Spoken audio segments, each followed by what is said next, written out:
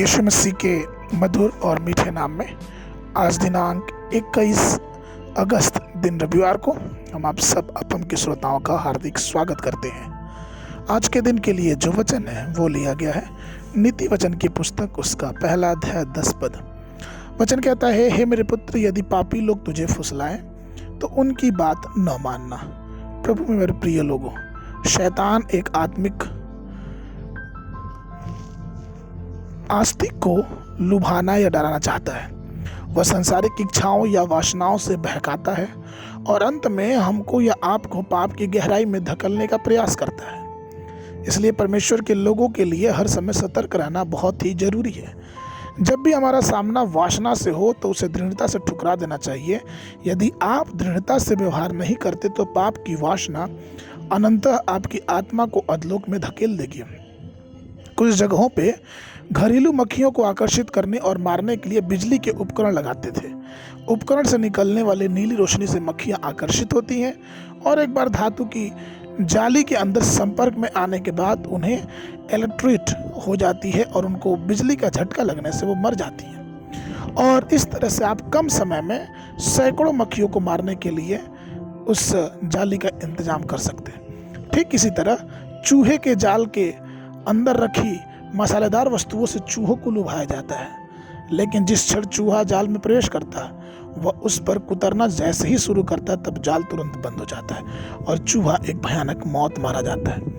इसी प्रकार से लोग मछली पकड़ने के लिए उसके हुक में किनारे कीड़े लगाते हैं। जिस कीड़े को देख के मछली उस कीड़े को समझ के उसको खाने आती है और मछली के मुंह में उस वो हुक फंस जाता है और फिर वो मछली की जान गंवाने का कारण बन जाता है।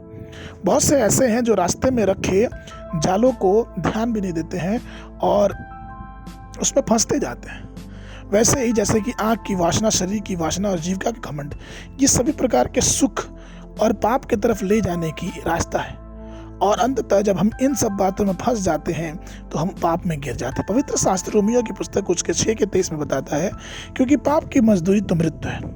यह हिजकिय्याह 18:20 में यह भी कहता है कि जो प्राणी पाप करे वह मर जाएगा। अर्थात पवित्र शास्त्र में बहुत स्पष्ट रूप से बताता है कि हमें और आपको प्रलोभन के कार्यों से अपने आप को बचाना है।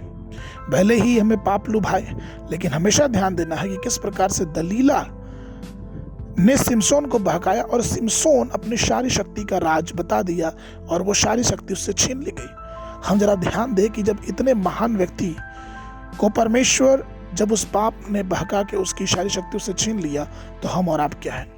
हम ये भी ध्यान दें कि गेहजी या फिर यहूदा इस्करियोती को किस प्रकार से इस पाप ने बहकाया और उन्होंने अपना एक बड़ा प्रतिफल वहीं पे खो दिया।